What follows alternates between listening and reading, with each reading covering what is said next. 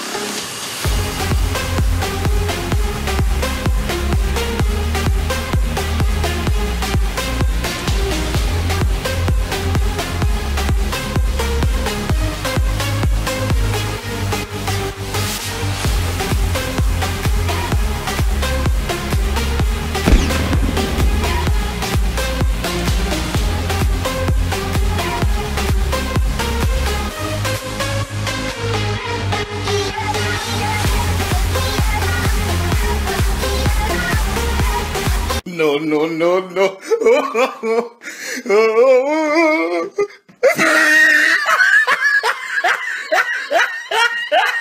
Ah, look at the top of his head.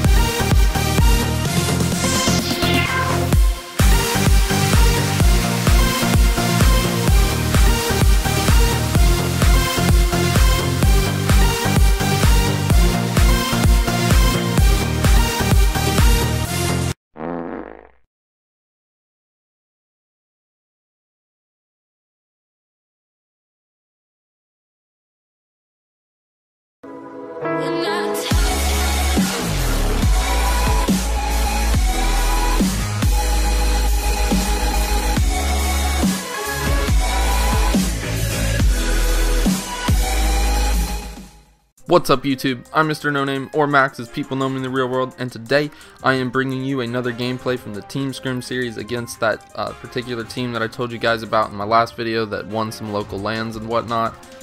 It's a pretty good little video. I'm only bringing you the first half of it though, because the second half I played a lot harder defensive play and I only got like 4 kills in the entire 5 minutes because of how defensive I was playing, so it was really boring to watch. And I cut out the first minute and a half. Well, I didn't purposely cut it out. I didn't realize I wasn't recording, and that's actually why my aim was a little bit shaky on that very first kill, because I was right when I was looking at my computer to start the recording and everything. But anyway, the two main topics of today is the MLG Columbus recap and some competitive tips and tricks, and they go together because these tips and tricks are based around what we should be taking away from this event, what we should be learning and everything. So, jumping right into it. The top 4 placings for MLG Columbus were, in first place, Complexity, as they have been for the past several events, including in the Black Ops 2. You know, they're still that big powerhouse. Then second is Team Caliber, and then tied for third is Justice Pro and Unite.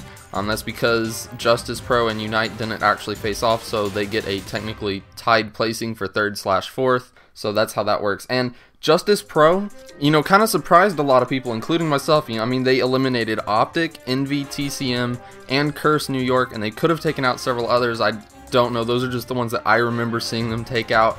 So, I mean, they were really, really good. They took me by surprise. And there were a lot of AM teams and some older pro teams that kind of came back and showed they still kind of have it. You know, they were knocking around some of the bigger, more well-known players of this time, and it was really interesting to see that. One of the AM teams that made it quite a ways was Elevate, and I believe they had a chance on main stage to play against Complexity. I'm not sure. They might have played somebody else. I'm sorry if I've got that wrong, but you know, they had a chance against one of the bigger teams, and it was, you know, interesting to see an AM team get that chance. So anyway, into the tips and tricks as far as what we can take away from this event. So the first thing is that Blitz is here to stay in competitive. We gotta learn it now because the spectators loved it. It was probably the more exciting game mode out of the 3 that we have right now to watch at this event, especially on such a high level. You know, it was everybody was just so engaged with it in the audience, so I'm pretty sure it's going to be here to stay, so we've all got to learn it now. And Blitz is all about stealth. You know, if you've been watching the event, you notice that, like, Rambo, you know, he would just let people run by him, call him out, and then go in some sneaky way and score. So that's something you need to be considering when you play Blitz. You got to be playing super stealthy. And then I noticed that the main strategies for Blitz were either a 3-man defense or a 3-man offense, and it just kind of depends on what your team is based around. I mean, I know Envy kind of played that more defensive role when they were playing Justice Pro on their Blitz game, so you know, that's something to consider. Another thing is that the sniper first blood in S&D is super important. You know, you saw Complexity doing that. Whenever they got the first blood, they were pretty much winning that round no matter what. They are the best S&D team right now, so you know, you got to get a sniper that can get that first blood every time. Another thing is that the thermal hybrid site, it was pretty huge in this event. There was a lot of smoke being thrown down, and that thermal hybrid site is just amazing. I mean, I don't actually like using the thermal part of it very much. I find that the hybrid part of it is really good, so I would try that out. Next thing is that the last thing is the power weapons. So we have pretty much established what is going to be used on land now, unless they patch some of these weapons. So basically, people were using, for assault rifles, the Remington R5 or the SC 2010.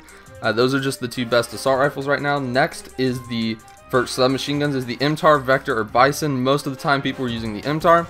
And then for snipers was the L115 and the USR. So those are all the weapons. Nobody really used shotguns. A couple teams tried it, but I didn't see very many in the upper rounds use it. So as you guys can see, we're coming to the end of this video. If you enjoyed it, then please like, comment, and or subscribe. If you didn't, let me know what I can do better in the comment section below. Constructive criticism goes a long way, guys. Until next time, everybody, peace out.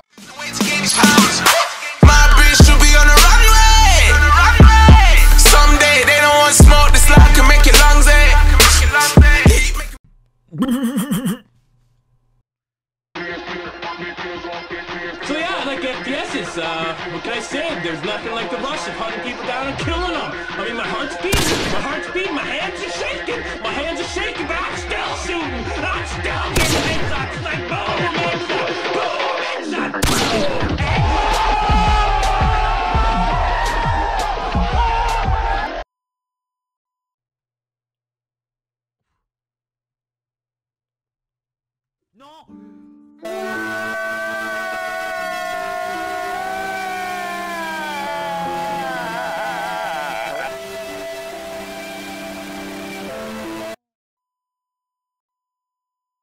de la bouffe.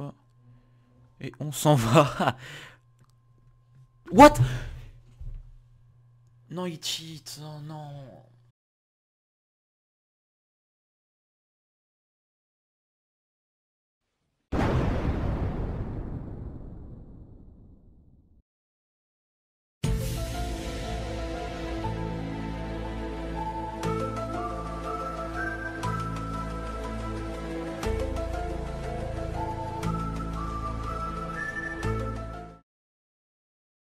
Salut à toi cher abonné, n'hésite pas à regarder ma dernière vidéo 6h.io 1 qui est tout aussi bien que celui-là. Donc voilà, moi je te souhaite une bonne journée, à bientôt.